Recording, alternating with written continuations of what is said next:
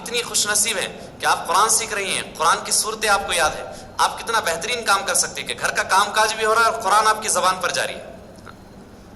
ایک بہت بڑی اس امت کے اندر ایک خاتون گزری ہیں، انہوں نے اپنی زندگی میں یعنی جب سے انہوں نے ہوش سنبھالا تھا قرآن انہوں نے پورا حفظ کر لیا تھا، تو انہوں نے کبھی بھی بغیر قرآن کے بات ہی نہیں کی۔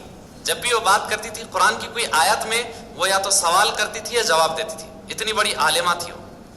اس امت میں ایسی بھی عورتیں گزری ہیں، تو ہم کو اس طرح کی بننے کی کوشش کرنا ہے۔ اور عورتوں کی ذمہ داری بہت بڑی ہے اسلام میں، مردوں کے لیے تو باہر کے کام کاج ہے، عورتوں کے ذمہ اللہ نے نسلوں کی تیاری رکھی ہے کہ ان کی گود میں نسلیں پلیں گی جو اسلام کی خدمت کا، دین کی اشاعت کا اور دین کے پھیلانے کا کام انجام دیں گی۔ تو وہ ان نسلوں کی تیاری اللہ نے عورتوں کے ذمہ رکھی ہے۔ سب سے بڑا کام اس کائنات میں یعنی اگر کسی مخلوق کے پاس ہے تو وہ عورتوں کے پاس ہے۔ جتنے بھی دنیا کے اندر بڑے بڑے نامور لوگ گزرے ہیں، بڑے بڑے علماء، فقہا، بڑے بڑے مفسرین، محدثین اور دین کے مجاہدین پیدا ہوئے ہیں، وہ عورتوں کی تربیت کی وجہ سے۔ عورتوں نے ان کی ایسی تربیت کی، ان کی ماؤں نے ان کی ویسی تربیت کی۔ خواجہ معین الدین چشتی رحمۃ اللہ علیہ ہمارے ملک کے اتنے بڑے بزرگ ہیں، یہاں پر آئے تھے وہ دین کی دعوت دینے، وہ کس کا نتیجہ تھا؟ ان کی ماں کی محنت کا نتیجہ تھا، ان کی ماں نے ویسی تربیت کی تھی۔ تو آپ کے ذمہ نسلوں کی تربیت کی ذمہ داری اللہ نے رکھی ہے۔ اگر ہماری خواتین وہ دیندار ہوں گی، وہ قرآن سے جڑی ہوئی ہوں گی، وہ حدیث سے جڑی ہوئی ہوں گی اور دین کی تعلیمات سے جڑی ہوئی ہوں گی، تو اپنی نسلوں کی بھی وہ تربیت، دینی تربیت کریں گی اور ان کے ذریعے سے معاشرے کے اندر خیر وجود میں آئے گا۔ ورنہ آج دیکھیے اس تربیت کے نہ ہونے کا نتیجہ کیا ہے؟ ہمارے محلوں میں چھوٹے چھوٹے بچے گندی گندی گالیاں دیتے ہیں، ماں بہن کی گالیاں دیتے ہیں، چھوٹے چھوٹے بچے ہیں، ان کو سمجھتا بھی نہیں ہے کہ ہم کس ٹائپ کی گالی دے رہے ہیں، کتنی خطرناک یہ گالی ہے۔ لیکن کیا ہے؟ یہ تربیت کے نہ ہونے کا نتیجہ ہے، تربیت کے فقدان کا نتیجہ ہے۔ تو اس لیے ہماری مسلمان بہنوں اور مسلمان ماؤں کی اولین ذمہ داری بنتی ہے کہ وہ اپنے گھر میں پلنے والے جو بچے ہیں، ان کی گود میں پلنے والے جو بچے ہیں، ان کی تربیت کے اوپر کڑی توجہ دیں، ان کی نگرانی کریں، ان کو اچھی باتیں سکھائیں، ان کو قرآن کے اندر جو قصے ہیں نبیوں کے وہ قصے سنائیں ان کو، اور ہمارے نبی کی سیرت ان کو پڑھ کر کے سنائیں، صحابہ کے صحابیات کے قصے ان کو سنائیں، تاکہ ان کے اندر اس طرح کا بننے کا جذبہ پیدا ہو۔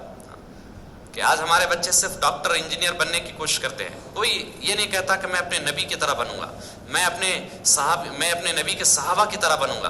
کوئی بچی یہ نہیں کہتی ہے کہ میں ہمارے نبی کی بیویوں کی طرح، نبی کی بیٹیوں کی طرح، صحابیات کی طرح بننے کی کوشش کروں گی۔ یہ جذبے آج ختم ہو گئے ہیں، کیونکہ ان کے سامنے فلمیں ہیں، ڈرامے ہیں، فلموں کی ہیروئن ہے، ایکٹریس ہے، تو اس لیے وہ انہی کی طرح بننے کی کوشش کر رہی ہے کہ ان کی طرح ہیئر سٹائل، انہی کی طرح میک اپ، انہی کی طرح چلنا، انہی کی طرح بولنا اور انہی کی طرح اشارے کرنا، یہ سب ان کے اندر آ گیا، کیونکہ ہم نے ان کو وہ تعلیم دی ہے، ان کے ہاتھ میں وہ آلات تھما دی ہے کہ وہ انہی کو دیکھ رہے ہیں اور انہی کی کاپی کر رہے ہیں، ان کی نقل کر رہے ہیں۔ اگر ہم ان کے ہاتھوں میں قرآن تھما دیں گے، ان کے ہاتھوں میں حدیث تھما دیں گے، ان کو سیرت پڑھ کر کے سنائیں گے، بچپن سے ان کو ایسی تربیت دیں گے، تو وہ پھر ہمارے نبی کی اسوے پر اور ہمارے نبی کی سنتوں پر چلنے کی کوشش کریں گے اور صحابہ کے طریقے پر وہ زندگی گزارنے کی کوشش کریں گے، اور اسی میں اللہ تعالیٰ نے ہماری دنیا اور آخرت کی دونوں جہاں کی کامیابی رکھی ہے۔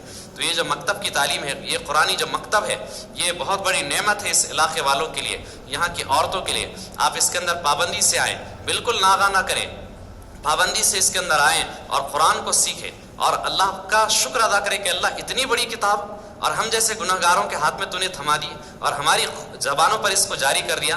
اللہ یہ محض تیرا کرم ہے، تیری توفیق ہے۔ صحابیات کوئی 40 سال کی عمر میں ایمان لائی، کوئی 50 سال کی عمر میں ایمان لائی، کوئی 60 سال کی عمر میں ایمان لائی، لیکن ایمان لانے کے بعد قرآن کو سیکھا ہے انہوں نے، اس میں کوئی شرم محسوس نہیں کی کہ اتنی عمر ہو گئی اور ہم اب پڑھنے جائیں کیا۔ نہیں، علم سیکھنے میں کبھی شرم محسوس نہیں کرنی چاہیے۔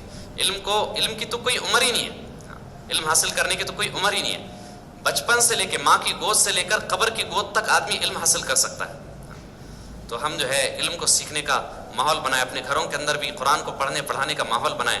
صحابیات یہ کرتی تھی، صبح فجر کی نماز کے بعد قرآن خود بھی پڑھتی تھی، اپنے بچوں کو اٹھا کر کے نماز پڑھواتی تھی اور قرآن پڑھنے کے لیے ان کو بٹھاتی تھی۔ تو ہمارے گھروں میں بھی یہ ماحول پیدا ہو جائے، اس کے لیے آپ کوشش کریں، محنتیں کریں، اللہ تعالیٰ سے دعائیں بھی کریں کہ اللہ تعالیٰ ہم سب کو اپنے دین کی محنت کے لیے قبول فرمائیں اور ہم کو اللہ جس طرح سے زندگی گزارنا چاہتا ہے ویسے زندگی گزارنے کی، قرآنی تعلیمات کے مطابق زندگی گزارنے کی توفیق عطا فرمائیں۔ وآخر دعوانا ان الحمد للہ رب العالمین۔ دعا کر لیں۔ بسم اللہ الرحمن الرحیم الحمد للہ رب العالمین اللہم صلی وسلم علی نبینا محمد۔ اے اللہ ہمارے گناہوں کو معاف فرما، خطاؤں سے درگزر فرما۔ اے اللہ ہم سب کو جب تک زندہ رکھ، اسلام پر زندہ رکھ، جب موت ایمان پر خاتمہ نصیب فرما۔ 5 وقتہ نماز کا خاص اہتمام کرنے کی توفیق عطا فرما۔ قرآن کو کثرت سے پڑھنے کی توفیق عطا فرما۔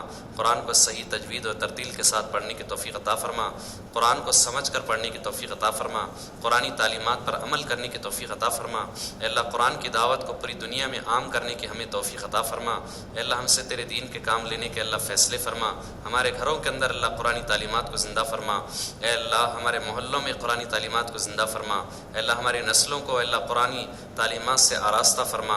اے اللہ ان پڑھنے والی بہنوں اور ان ماؤں کو اے اللہ بے انتہا قبول فرما۔ اے اللہ ان کے سینوں کو کشادہ فرما۔ اے اللہ ان کے حافظے کو قوی فرما۔ قرآن کا سیکھنا ان کے لیے آسان فرما۔ اے اللہ ان کو حافظ قرآن کو حفظ کرنے کی اور قرآن کو سمجھ کر پڑھنے کی توفیق عطا فرما۔ اے اللہ ان کے ذریعے سے تیری دین کی خدمت کے لینے کے فیصلے فرما۔ اے اللہ ہماری اس دعا کو محض اپنے فضل و کرم سے قبول فرما۔ جزا اللہ عنا محمد ما هو اہلہ صلی اللہ علیہ وسلم برحمتک یا ارحم الراحمین۔